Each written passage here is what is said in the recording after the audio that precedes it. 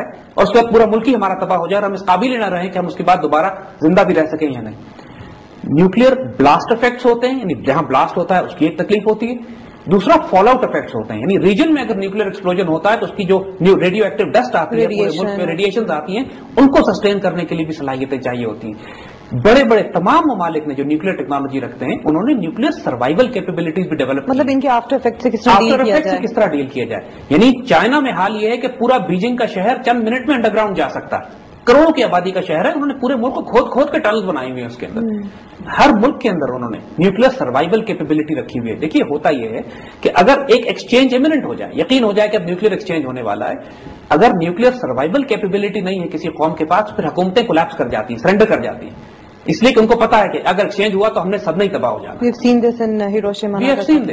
Nuclear survival capability جب قوموں کے پاس ہوتی ہے تو پھر وہ کانفیڈنٹ ہوتی ہے کہ ایک پڑ بھی گیا ہمیں تو کوئی بات نہیں, ول اسٹل سسٹین, ہم دشمن سے مقابلہ بھی کریں گے, اپنی عزت اور آبرو کا سودا نہیں کرنا پڑے گا.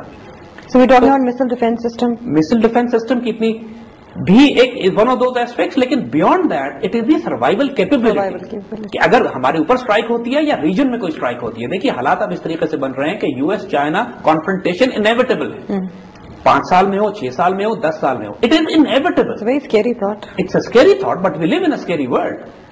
سیکنڈ ورلڈ وار بھی ہوئی ہے نا, فرسٹ ورلڈ وار بھی ہوئی ہے. اس فرسٹ ورلڈ وار اور سیکنڈ ورلڈ وار کے بعد کم از کم 6 کروڑ انسان آپس کی جنگوں میں بھی مرے.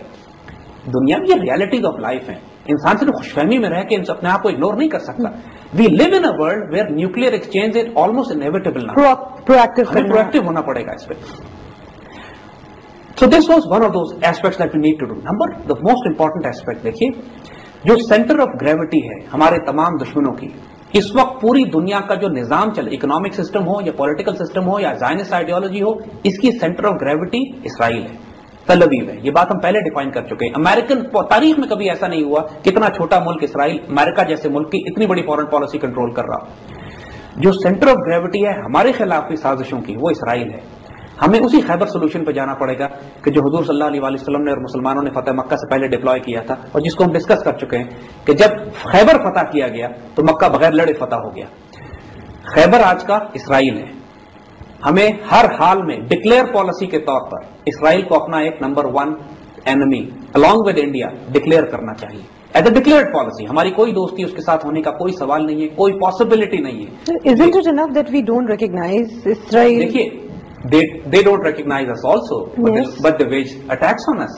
لیکن وہ ہم پہ حملے کرتے ہیں, ہمارے نیوکلیر پروگرام کو اٹیک کرتے ہیں. اس وقت پورا انڈیا, خاص طور پہ کشمیر, پوری افغانستان کی طرف سے بری طرح ہمارے خلاف پلاننگ کر رہے ہیں. ہمارے پریزیڈنٹ کو انہوں نے قتل کرایا, جو ہم نے کہا کہ جنزیا کا جو کریش کرایا along with also many officers, اور نہ جانے کتنی سازشیں ہمارے خلاف وہ کر رہے ہیں. دیکھیے ان کی زندگی اور موت کا مسئلہ ہے کہ پاکستان کو تباہ کرنا ہے. ہماری بھی زندگی اور موت کا مسئلہ یہ ہے کہ ہم نے ان کو تھریٹ کر کے رکھنا ہے. In case of any threat we should also attack. وہ جو 84 میں ہم نے پالیسی ڈیولپ کی تھی کہ پاکستان پہ اٹیک آیا تو ہم دہلی اور تلوی انڈر پریشر, آپ کا کہنے کا مطلب ہے under pressure, not just under pressure. دیکھیے اگر وہ دہلی میں آ کے اور کشمیر میں آ کے انڈیا کی مدد کر سکتے ہیں تو ہم اپنے فورسز کو سیریا اور ایجپٹ اور لیبنان اور جارڈن کیوں نہیں بھیج سکتے ان کو انڈر پریشر لانے کے لیے؟ کسی مسلمان ملک نے ہماری مدد کی نہیں ہے. مسلمان ملک بیچارے مدد کرنے کے قابل بھی نہیں ہے, ہم مدد کرنے کے قابل ہیں ان کی. And we should do this, we should have this confidence that we should help them. ہمیں کسی سے کوئی مدد کی توقع نہیں ہے. یہ ہمارے چھوٹے بچوں اور بھائیوں کی طرح ہے جو بیچارے کسی قابل نہیں ہے اپنی مدد کرنے کی. اللہ نے ہمیں نیوکلیر ویپن دیا ہے, نیوکلیر ٹیکنالوجی ہمیں دی ہے, مثال پار ہمارے پاس ہے. الحمدللہ 6 لاکھ کی اسٹرانگ آرم فورسز ہماری ہیں, 16 کروڑ کی آبادی ہمارے پاس ہے. We are the biggest Muslim country also apart from having nuclear technology. دیکھیے یہی پہ ہماری ڈپلومیسی کی اسٹرینتھ آتی ہے. جب تک کہ ہم خیبر سولوشن ڈپلوائے نہیں کریں گے. خیبر سولوشن کا مطلب ہے کہ we threat Israel as we should threaten them, and in case of any problem we should knock them out also. کیونکہ اگر ہم نے یہ نہیں کیا تو وہ ہمارے خلاف سازشیں جاری رکھے گا. ان دشمنوں کو روکنے کا صرف ایک طریقہ ہے کہ we tell them very clearly, جو 84 میں ہم نے کیا تھا, وی ڈونٹ کیئر کہاں سے اٹیک آتا ہے, what we care is will hit you back. اور پھر ان کا دماغ ٹھیک رہے گا, کیونکہ ورنہ اس کے علاوہ کوئی ماننے والے نہیں ہیں. یہ وہ فنڈامنٹل ایسپیکٹس ہیں کہ جو ہم کو اپنی ڈیفینسو اور سیکورٹی فورن پالیسی میں امیڈیٹلی تبدیل کرنے. Now along with this we also have to redefine our Afghan policy. ہم نے جو 8 سال میں غلطیاں کی ہیں ان کو اب امیڈیٹلی, اب کوئی وقت نہیں ہے ہمارے پاس کہ مزید ڈیلے کریں. وی ہیو ٹو کرے. پاکستان میں نیشنل سیکورٹی کرائسس بنا ہوا ہے کہ پاکستان میں جس طرح سوسائڈ بامبنگ ہو رہی ہیں, جیسے حملے ہو رہے ہیں, جیسے معاملات ہو رہے ہیں, اس کو ہمارے یہاں کے اینالسٹ, ہمارے یہاں کے سیاستدان اتنی احمقانہ بات کر رہے ہیں یہ کہہ کر کہ یہ حملے صرف ٹرائبل ایریاز سے آ رہے ہیں, اس لیے ہو رہے ہیں کہ وہ انتقام لینا چاہتے ہیں کہ آرمی نے جا کے ٹرائبل ایریاز پہ کچھ حملے کر دیے تھے. معاملہ اتنا سمپل نہیں ہے. There is a complex ideology within the Muslims also. जो तकफीरी आइडियोलॉजी जिसका हमने जिक्र किया है, जिसने आलम इस्लाम के खिलाफ ऐलान जंग किया हुआ है, वो सिर्फ ट्राइबल एरिया पे हमले का बदला नहीं ले रहे हैं. उनकी आइडियोलॉजी ये है कि उम्मत मुस्लिमा को हमने ऐलान जंग करके तबाह करना है और वो एनवायरमेंट क्रिएट करनी है कि पाकिस्तान पर हमले आ जाएं दुश्मन की तरफ से, ताकि उस माहौल में, उस क्योस में, इस क्राइसिस में वो क्योटिक आइडियोलॉजी सर्वाइव करती है. फिर इस आइडियोलॉजी को इसराइलीज और इंडियन एक्सप्लॉइट कर रहे हैं पीछे से. मसला सिर्फ इंतकाम का नहीं है. अगर हम फौजें हटा भी लें ट्राइबल एरिया से तो यकीन कीजिएगा ये हमले नहीं खत्म होंगे.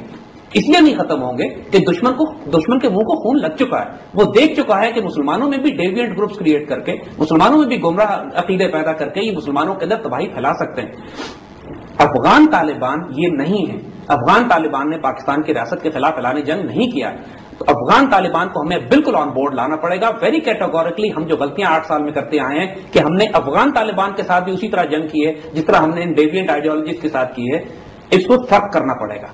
पाकिस्तान को अफगान को रिकॉग्नाइज करके अफगान तालिबान को एज ए लेजिटिमेट एंटिटी इन अफगानिस्तान की बाकायदा अफगानिस्तान में उनकी हैसियत है और दोनों तरफ को हम साथ बुलाएं, दोनों को मिलाएं, चलें बात करो आपस में, अपने मसले हल करो. हम किसी की साइड नहीं लेना चाहते. ना हम किसी को मिलकर किसी को मारेंगे, ना हम नॉर्दर्न अलायंस का साथ देंगे तालिबान को कत्ल करने के लिए, ना हम तालिबान का साथ देंगे नॉर्दर्न अलायंस का तख्ता उलटने के लिए. तुम आपस में अपने मामले तय करो. We can stay neutral and we should stay neutral.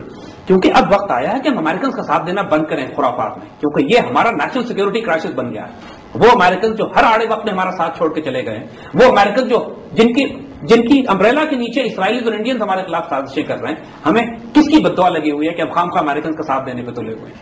It's time that we stop. बस हो गया, अब और नहीं करना हमने. So this is one of those important aspect जो कि अब चूंकि पाकिस्तान में हुकूमत साजी होने वाली है, नई हुकूमत ने आना है, ये सारे एलिमेंट्स हैं जो पाकिस्तान को दुरुस्त करने हैं. अब देखिए एक बहुत बड़ा एस्पेक्ट जो पाकिस्तान को, जिस तरह हमने बात अर्ज की कि एक तरफ तो ये है कि हम पाकिस्तान अपना एक इस्लामिक सिक्योरिटी ब्लॉक बनाए. हम जब ये इस्लामिक सिक्योरिटी ब्लॉक बनाते हैं तो हमारी अपनी वर्थ और वैल्यू में इजाफा हो जाता है. दुनिया मानती है, फिर दुनिया मानेगी फिर इस बात को कि Pakistan is also a leader of 57 countries. 57 ना हो, 5 हो, 10 हो, 15 हो, कुछ मुल्कों को तुम साथ मिलाए ना अपने रीजन में, उनका एक कलेक्टिव सिक्योरिटी अरेंजमेंट करें. और then Pakistan have an option कि आप नेटो से निगोशिएट करें या एससीओ से निगोशिएट करें. हमें कलेक्टिव इस वक्त जो हालात हैं, जो इस वक्त दुनिया की फॉर्म बन रही है, इसमें अब कोई शुबे की बात नहीं रह गई कि पाकिस्तान को एससीओ का मेंबर बन जाना चाहिए. यानी जो हमारे नेबरहुड का कलेक्टिव सिक्योरिटी अरेंजमेंट है, ये हमें सूट करता है नेटो के मुकाबले. वक्त हुआ एक ब्रेक का, हम हाजिर होते हैं ब्रेक के बाद. Welcome back to brass tax. Our collective security arrangement with SCO. ये देखिए, जब यूरोप के तमाम ममालिक इतनी टेक्नोलॉजिकली एडवांस होने के बावजूद और न्यूक्लियर पावर्स होने के बावजूद भी एक कलेक्टिव सिक्योरिटी अरेंजमेंट नेटो में शामिल है, तो हमें क्या प्रॉब्लम है कि हम नहीं हो सकते. पाकिस्तान के हमसाए में चाइना